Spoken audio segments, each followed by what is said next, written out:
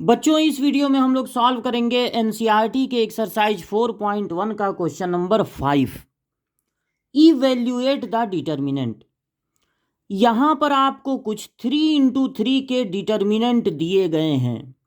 जब भी आपको 3 × 3 का कोई डिटर्मिनेंट हो, उसकी वैल्यू फाइंड करनी हो, तो आपको पता होना चाहिए कि हर डिटर्मिनेंट का एक साइन होता है। उसका जो भी पोजीशन होता है, A11, A12, यहाँ पर जो एलिमेंट होता है उसको क्या कहते हैं, A21, और यहाँ पर जो एलिमेंट होता है उसको कहते हैं A22। एक्चुअल में एलिमेंट को AIJ से रिप्रेजेंट करते हैं। किससे? AIJ से, जहाँ पर I बताता है कि रो कौन सा है और J बताता है कि कॉलम कौन सा है। इसी तरह से A11, A12, A13, A21, A22, A23, A31, A32, A33, ये होता है 3 × 3 का डिटर्मिनेंट। अब देखिए, 2 × 2 का डिटर्मिनेंट हो या 3 × 3 का डिटर्मिनेंट हो, पोजीशन की एक साइन होती है। जो एलिमेंट यहां पर रहता है उस पोजीशन की साइन होती है। अगर इन दोनों का सम इवन है, 1 + 1 2, तो प्लस में होगा, उस पोजीशन की साइन प्लस में होगी। और अगर इनका सम ऑड है तो माइनस में। इनका सम ऑड है तो यहां पर रहेगा माइनस, क्योंकि पोजीशन की साइन होती है -2⁻I + J, या इसको आप कह सकते हैं -1, या सिर्फ माइनस ही कहिए। माइनस पे पावर आप जानते हैं, अगर इवन होता है तो वो प्लस में बदल जाता है, ऑड होता है तो वो माइनस ही रहता है।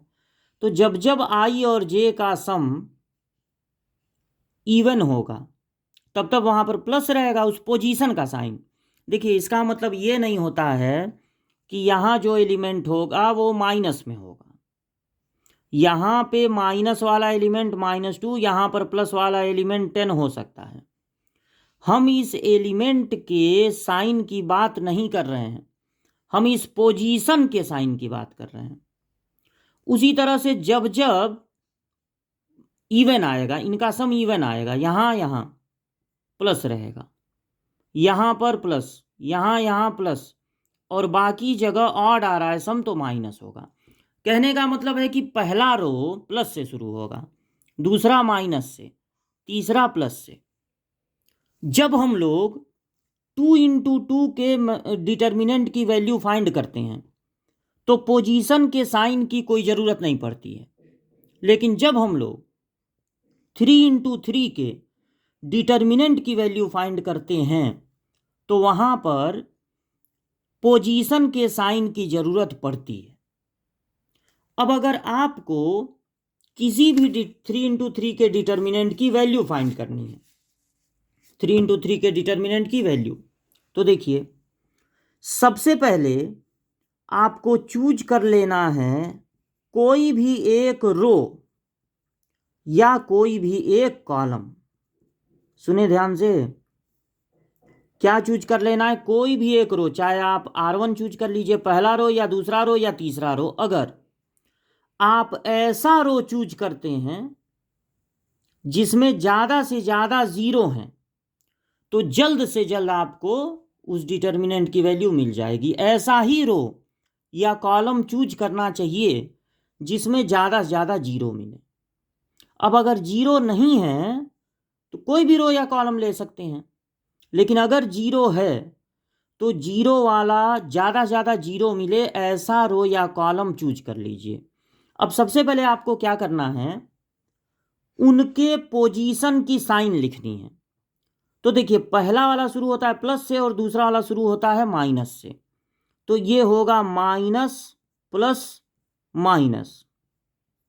यहां पर लिख भी देंगे, ऐसे ही एग्जाम में लिखना है, ये नहीं कि भाई ये समझाने के लिए लिख रहे हैं और एग्जाम में जाके किसी और तरह करना है। बोर्ड एग्जाम में इसी तरह से ले लेना है, इसको घेर देना है कि हमने R2 को चूज कर लिया। फिर पोजीशन का साइन इसी तरह से बोर्ड में लगा देना है। अब देखिए जो जीरो है उनको लिखने की जरूरत नहीं है, जो नॉन जीरो है माइनस माइनस हो गया +1, उसको लिखकर एक छोटा सा डिटर्मिनेंट बना लेंगे। ये जो एलिमेंट है उसका रो छोड़ देना है और कॉलम, इसका क्या छोड़ देना है, कॉलम और रो, ये बीच वाला। तो क्या बच रहा है 3 - 1 3 - 5, क्या बचा 3 - 1 3 - 5। अब ये 2 × 2 का डिटर्मिनेंट है और 2 × 2 के डिटर्मिनेंट की वैल्यू निकलती है क्रॉस मल्टीप्लिकेशन से। क्रॉस मल्टीप्लिकेशन से कैसे, पहले इनका मल्टीप्लाई होगा 3 और -5 का, फिर अपने तरफ से माइनस लगा देंगे, फिर इनका मल्टीप्लाई होगा -1 और 3 का। क्रॉस मल्टीप्लाई को निकाल के माइनस कर देते हैं। ये माइनस फॉर्मूले में है, मतलब जो उसका बेसिक रूल बना है उस रूल में है कि माइनस लगा देना है। अब इनका मल्टीप्लाई होगा -15 और ये देखिए माइनस माइनस प्लस हो गया 3, यानी -12। इस डिटर्मिनेंट की वैल्यू होगी -12।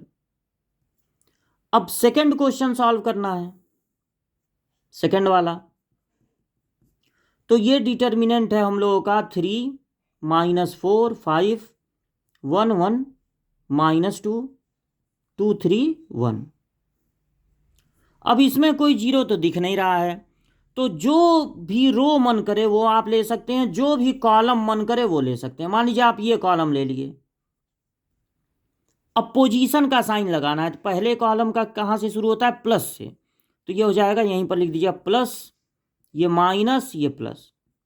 इस बार +3 भी लिखना पड़ेगा, छोटा डिटर्मिनेंट, -1 भी लिखना पड़ेगा, छोटा डिटर्मिनेंट, फिर +2 भी लिखना पड़ेगा, छोटा डिटर्मिनेंट, क्योंकि कोई जीरो नहीं है इसलिए सबको बारी बारी से लिखना पड़ेगा। अब जो भी एलिमेंट लिखे हैं उसका कॉलम छोड़ दीजिए और उसका रो छोड़ दीजिए। आपको 4 नंबर दिख रहे होंगे, 1 - 2 3 1 1 - 2 3 1, बस यही लिख देना है बगल में। अब ये देखिए ये -1 जो लिखे हैं ना, इसका कॉलम छोड़ दीजिए और इसका रो, मतलब ये बीच वाला छोड़ दीजिए, तो दिखेगा -4 5 3 1 -4 5 3 1। अब ये आप लिखे हैं 2, तो इसका भी कॉलम और इसका रो छोड़ दीजिए, तो क्या दिख रहा है -4 5 1 -2 -4 5 1 -2। ठीक है, अब आप इस 3 को नोट करिए। और 2 × 2 के डिटर्मिनेंट की वैल्यू कैसे निकलती है, क्रॉस मल्टीप्लाई से। इनका मल्टीप्लाई होगा 1, फिर अपने तरफ से माइनस लगा देंगे, इनका मल्टीप्लाई होगा -6, तो जब यहां लिखेंगे तो माइनस माइनस हो जाएगा प्लस। अब देखिए -1 लिख दिए, इनका मल्टीप्लाई पहले करना है, ये जो डायगोनल होता है उसका मल्टीप्लाई पहले करना है, तो -4, फिर अपने तरफ से माइनस लगा देना है, ये फार्मूले में होता है माइनस की, मल्टीप्लाई करो माइनस लगाओ। और अब इनका मल्टीप्लाई करना है, 5 3 जा 15 +2, और ये देखिए इनका मल्टीप्लाई करेंगे तो 4 2 जा 8, ठीक है ना, प्लस में आएगा, फिर अपने तरफ से माइनस लगा देंगे, और इनका मल्टीप्लाई 5 1 जा 5। अब देखिए 6 और 1 7 7 3 जा 21, ये क्या है माइनस, ये होगा -19, -19 का -1 में इंटू +19, और इनको माइनस करने पर आएगा 3 3 2 जा 6, तो 19 और 6 25, और ये ऐड हो जाएगा 46, यानी इस डिटर्मिनेंट की वैल्यू होगी 46। अब इसका जो थर्ड पार्ट है, थर्ड पार्ट लगाया जाए,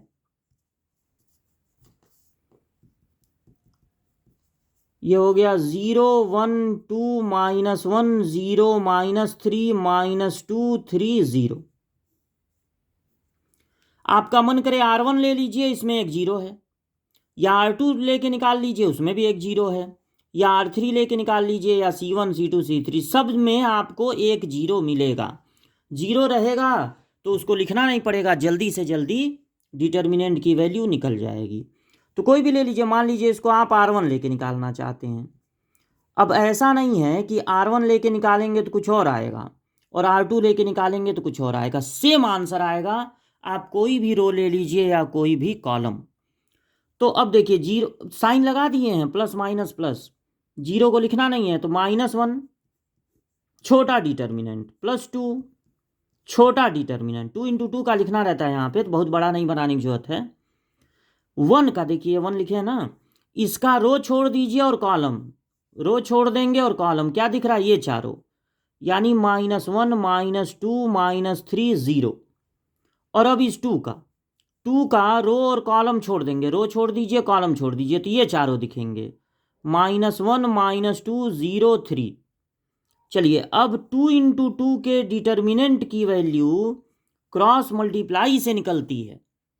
पहले डायगोनल का मल्टीप्लाई करना होता है, प्रिंसिपल डायगोनल का, तो 0 फिर अपने तरफ से माइनस लगा देना है। इनका मल्टीप्लाई होगा प्लस में 6, +6 का मतलब है ये साइन नहीं बदलेगा, माइनस पे ना साइन बदलता है।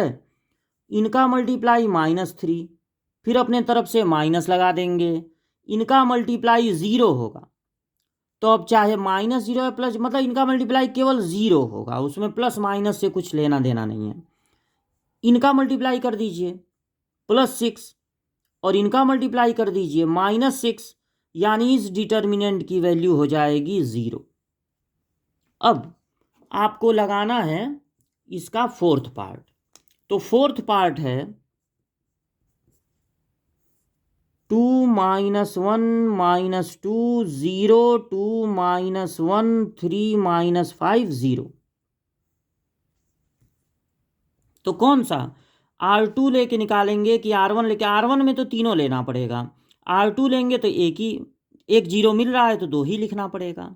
अगर कोई ऐसा रो या कॉलम होता जिसमें 2 जीरो मिल जाते तो वो सबसे अच्छा होता, लेकिन इसमें ऐसा नहीं हो रहा है। ऐसा कर रहे हैं कि इसको थोड़ा अलग, ये R3 लेके निकाल दे रहे हैं वैल्यू।